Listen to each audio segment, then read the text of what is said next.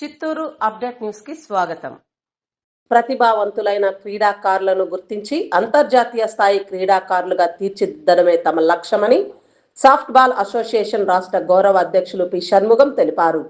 బుధవారం చిత్తూరులోని PVKN degree కళాశాల క్రీడా మైదానంలో చిత్తూరు జిల్లా జట్టు మరియు తమిళనాడు రాష్ట్రంలోని సేలం జిల్లా జట్ల మధ్య ఫ్రెండ్లీ సాఫ్ట్ బాల్ మ్యాచ్ నిర్వహించారు. ఈ పోటీలో అండర్-14 బాలుర విభాగంలో చిత్తూరు జట్టు 1 పాయింట్ తేడాతో విజయం సాధించగా అండర్-17 బాలికల విభాగంలో కూడా చిత్తూరు జట్టు 2 పాయింట్ల తేడాతో గెలుపొందింది. అండర్-19 బాలుర విభాగంలో సేలం జట్టు 1 పాయింట్ తేడాతో విజయం సాధించింది. ఈ సందర్భంగా పి షణ్ముగం మాట్లాడుతూ సమ్మర్ కోచింగ్ క్యాంపులో గత 20 రోజులుగా సాఫ్ట్ బాల్ క్రీడాకారులకు ఉచిత శిక్షణ అందించామని తెలిపారు.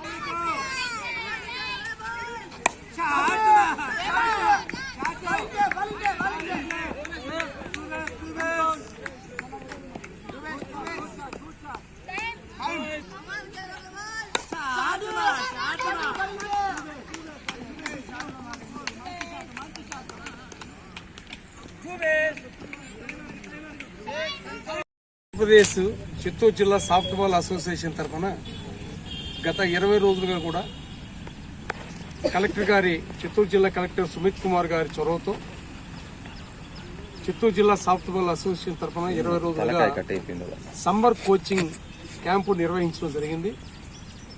క్యాంపు దిగ్విజయంగా పూర్తి చేసుకున్న తర్వాత ఏ రకంగా అయితే ఇక్కడ క్యాంపు నిర్వహించినామో అదే రకంగా తమిళనాడు రాష్ట్రం సేలంలో కూడా వాళ్ళు అక్కడ క్యాంపు నిర్వహించుకొని చిత్తూరు జిల్లా టీంతో కూడా ఆడాలని, ఒక ఫ్రెండ్లీ మ్యాచ్ ఆడాలనే ఉద్దేశం పైన నిన్నటి రోజు ఉదయం అక్కడ నుండి ఒక ప్రత్యేకమైనటువంటి వెహికల్ తీసుకొని ఇక్కడ రావడం జరిగింది.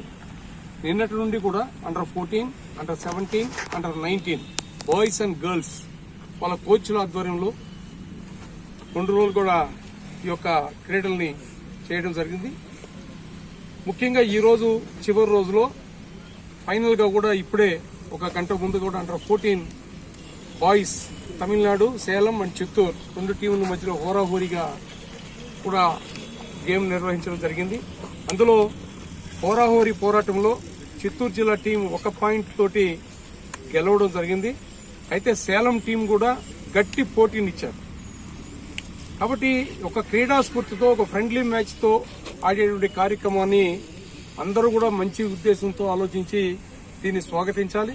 ఇతరాతర క్రీడలు కూడా ఈ రకంగానే జరగాలని నేను కోరుకుంటూ చిత్తూరు జిల్లా సాఫ్ట్ బాల్ అసోసియేషన్ కానీ రాష్ట్ర సాఫ్ట్ బాల్ అసోసియేషన్ కానీ గత 20 సంవత్సరాలుగా కూడా ఈ క్రీడలు నిర్వహిస్తున్నాం.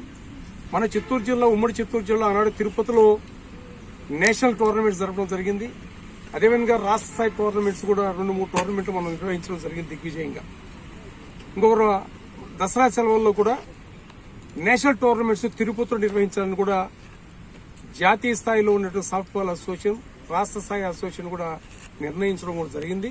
తొందరలోనే కూడా తిరుపతిలో జాతీయ స్థాయి టోర్నమెంట్స్ నిర్వహించడానికి చిత్తూరు జిల్లా సాఫ్ట్ బాల్ అసోసియేషన్ ఆధ్వర్యంలో కార్యక్రమం రూపకల్పన చేసుకుంటున్నాం.